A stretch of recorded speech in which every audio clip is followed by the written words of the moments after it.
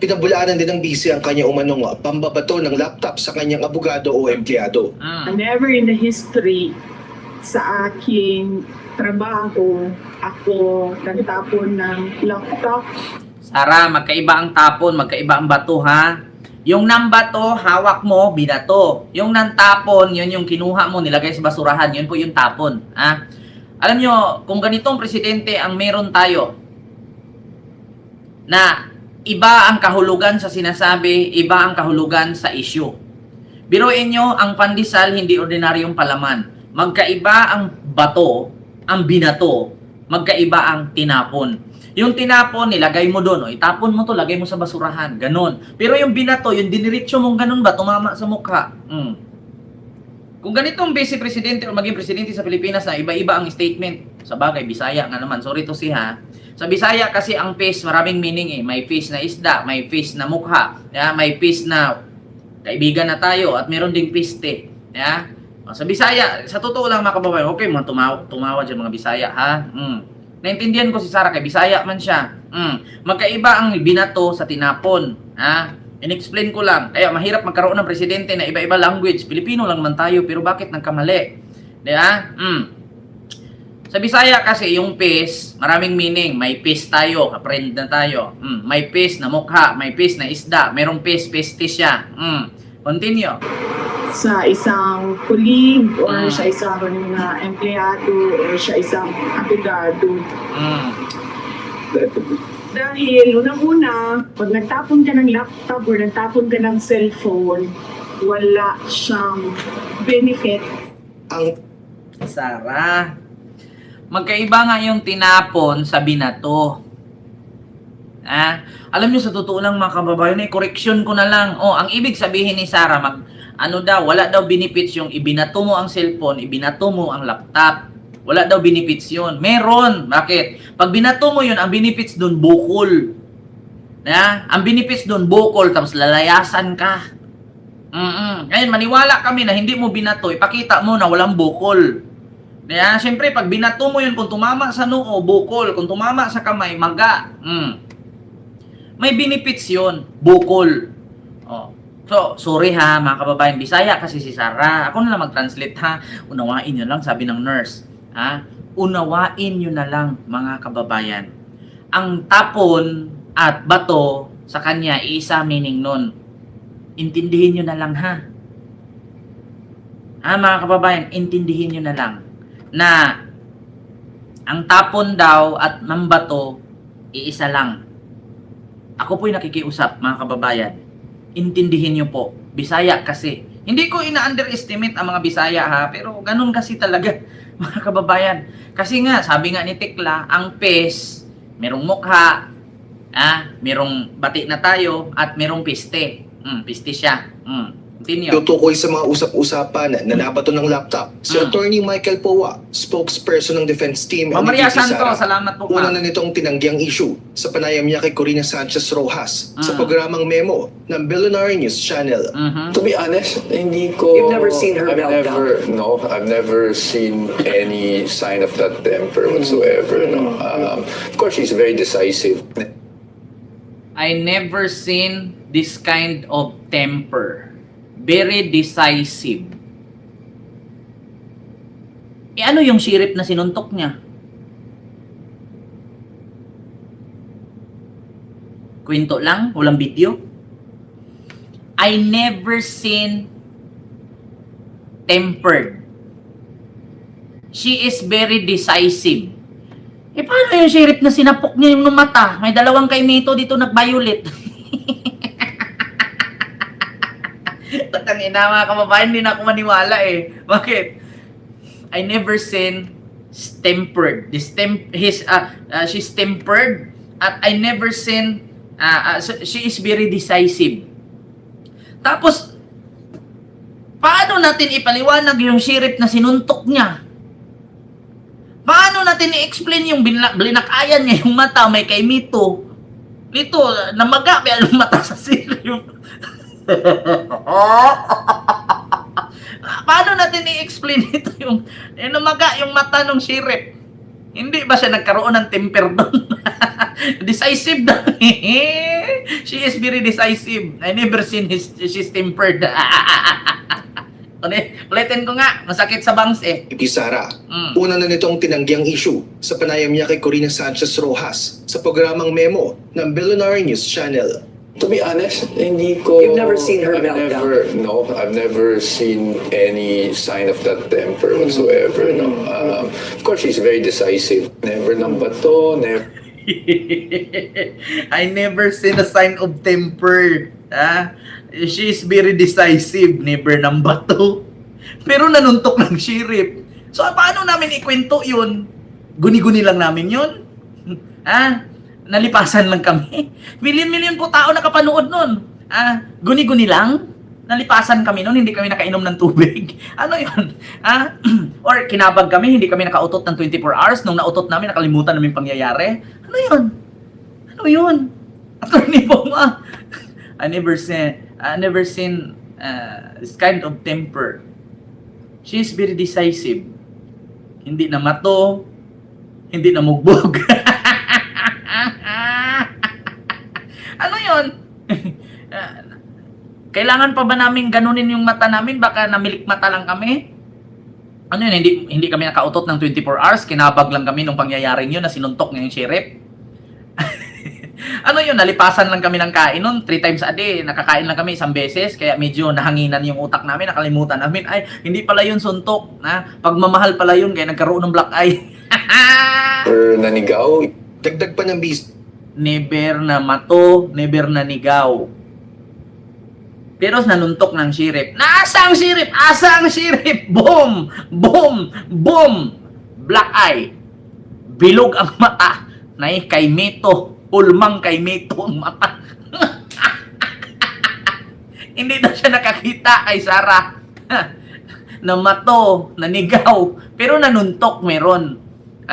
Kasi sa totoo lang, mga kababayan, ebidensya yun eh. Yung kay Mito sa mata ng sheriff. Hulmang kay Mito, akala mo may tinubuan ng obe. Mga kababayan. Ito. Di ba sinabi ko, Ito. Nako, mga kababayan. Natawa ako. Ay, nako, hindi nyo ano yan eh. So, attack the sheriff. Oh.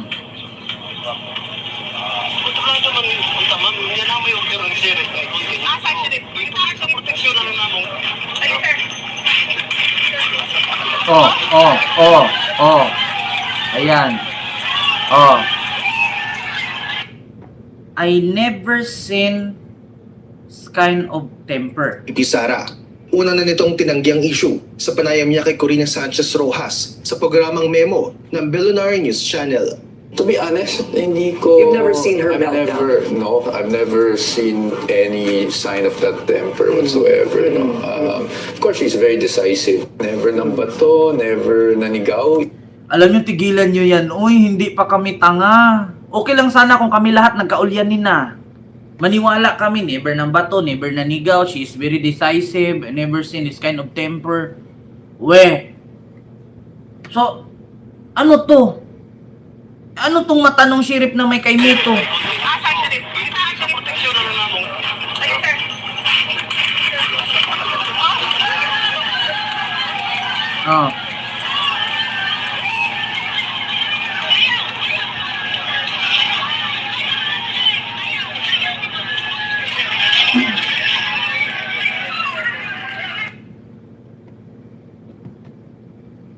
I never seen this kind of temper. Never nanigaw, never namato, pero nanuntok. Ayun, sa pool. Kawawa yung sheriff, nagkaroon ng OB sa mata. Hulmang kay Mito, dalawa, violet. Nagkaroon nga ang eye bag. Nagkaroon nga ng goggle yung sheriff dito. Akala mo lalangoy sa dagat Nasubrahan sa sisid. Nagkaroon ng goggles. Ganyan. Kaya nga, yan mga kababayan. Tapos sabi pa niya, hindi daw siya kawatan. Kung hindi ka kawatan, saan mo galing yung 6.7 billion na pumasok sa bank account ninyo at lumabas? Ang sahod ninyo kung tutuusin sa 19 years, hindi man naabot ng 1 billion. Kung negosyo ang babasihan natin, yung negosyo niyo, 2023 pa lang yan tinayo. 2007 yan, hanggang 2026 yan, 2019. Hanggang 2026, 2023 tinayo yung negosyo ninyo, 3 years lang. Nagka 6 billion na agad kayo. Aba, hindi man yun. Hindi magnanakaw. Ano akala nila sa akin? Pro-China? Baliw? Kawatan? Humarap ka kasi. Siyempre, meron naman tayong freedom of speech. Nagsalita lang tayo. Kung hindi, para hindi ka sabihang magnanakaw, harapin mo. Hayaan mong buksan. Huwag mo itago. Diba? So, yun lang, mga kababayan. Kailangan pa ba i-memorize yan? Sa laki ng binayad sa kanila, di ba? Ganun yun. Ma'am Linsudo, salamat po. Ganun yun, kasimple, mga kababayan. Sabi ni Sarah, anong gusto nilang iparating? Pro-China ako? Baliw ako? Kawatan ako? Hindi ganyan. Hindi man po pwedeng ganyan. Uy, ano bang gusto nung ipalabas? Baliw ako? Bubo ako? Magnanakaw ako? Pro-China ako? Ito yun. Just a quick question of political lang, ma'am. Hmm. Ang dami pong mga statements na lumalabas sa different platform, ma'am, na tinapunan mo daw ng laptop ang isang empleyado mo, ma'am, na si Attorney Poe. Do you want to react to that particular statement or narrative? Actually, sa totoo lang, masyado na siyang basura ba na gossip. Hindi na rin siya dapat pinapansin. Basura daw na chismis. Kumusta naman yung hair follicle test? Di ba mas lalong basura din yun? Pero dahil tinanong mo, sagutin ko na lang. Sasagutin mo. Never in the history sa aking trabaho, ako nagtapon ng laptop sa isang colleague or sa isang empleyado or sa isang abogado. Dahil unang-una, wala naman atang, pag nagtapon ka ng laptop or nagtapon ka ng cellphone, wala siyang benefit sa iyo. And syempre wala siyang benefit sa tatamaan ng laptop or cellphone. Pangalawa, hindi ako gumagamit ng Droga? laptop Ah, kasi hindi ako marunong. O, di ba? Hindi daw siya gumagamit ng laptop kaya hindi siya marunong. Tandaan nyo yan ha, sinasabi niya mga kababayan. Hindi daw siya gumamit ng laptop kaya hindi siya marunong. Pero, Gumamit ng computer. Sa lahat ng mga documents, nire-rely ko lang yan sa kasamahan sa minsan na gumagamit ako ng laptop, gamit ko yon pag may Zoom meeting kasi so meeting kay Madriaga? para maganda yung Image, yung quality ng camera. Kasama mo si Jinggoy at si Harry Roque at si Madriaga. Ganun ba yon? para maganda yung image sa Zoom meeting, laptop ang ginagamit ko, hindi cellphone. Sunod ay yung laptop ko, personal ko siya na laptop. Akala ko ba ayaw mo, wala kang laptop, ayaw mo gumamit ng computer kaya hindi ka marunong, tapos ngayon may laptop ka? Ano ba talaga? Mga kababayan, sumakit na yung ulo ko, yung mga lisa ko naglabasan na. Sabi niya kanina, di ba, sabi ko sa inyo, tandaan ninyo, wala siyang laptop, ayaw niya magtapon ng laptop kaya hindi daw siya marunong gumamit o kahit anumang computer. Tapos ngayon, sabi niya, Ko siya, mahal siya, and hindi ko siya itatapon basta. May laptop ako ginagamit, binili ko siya, mahal siya, hindi ko siya basta itatapon. Akala ko ba kanina wala kang laptop kaya hindi ka marunong gumamit ng kahit na anumang computer? Ano ba talaga? Sumasakit na yung ulo namin mga Pilipino. Naku, pag ikaw maging presidente, Diyos ko, hindi namin maintindihan. Meron ba talaga o wala?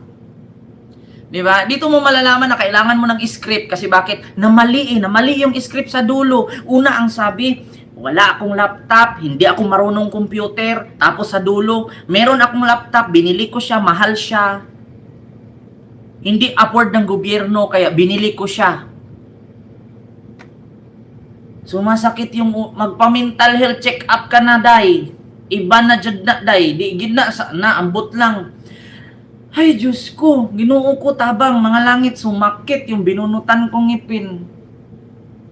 Ano ba talaga? Hindi ko na maintindihan. 'Di ba? Oo, Ma'am Asinit, Likiano. Asinito Likiano, ayan, dapat si Sara gawing intercept sa war, iubod ng tapang. Hindi, gawin siyang ano doon, shield. Oo, habang binabarel, siya yung ipauunahin. Halo, Ginoo ko mga kababayan, ba't ganun? At sinisira siya. At magastos bumili ng bagong laptop. Kasi, tinatanong nyo bakit private yung laptop ko. Hindi ma-afford na gobyerno yung gusto ko na laptop. Sabi niya kanina, wala siyang laptop, kaya hindi siya marunong gumamit na kahit anumang computer. Tapos ngayon, meron daw siyang laptop, binili niya, mahal, tapos hindi daw niya itapon kay expensive daw, bumili ng bagong laptop kasi hindi daw afford ng gobyerno. Halo, naunsa man na siya.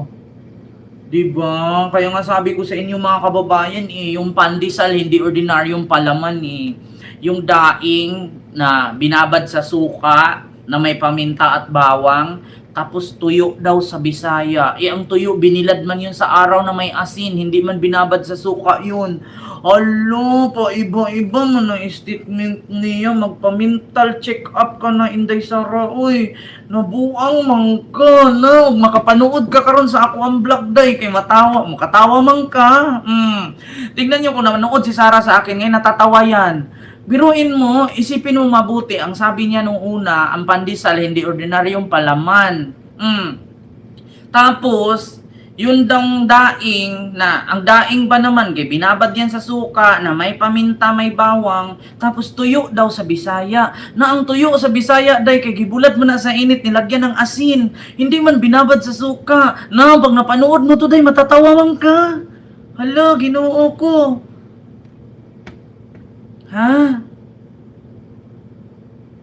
Diyos ko, mga kababayan. Giunsa naman ka. Uy, nabuang man ka. Ala, tigil yun na yan, mga kababayan. So, yun lang po yung aking reaksyon, mga kababayan. O, basura daw na chismis, yung namato siya ng laptop kay wala daw siya laptop kasi hindi daw siya marunong gumamit ng computer. Pero meron siyang laptop.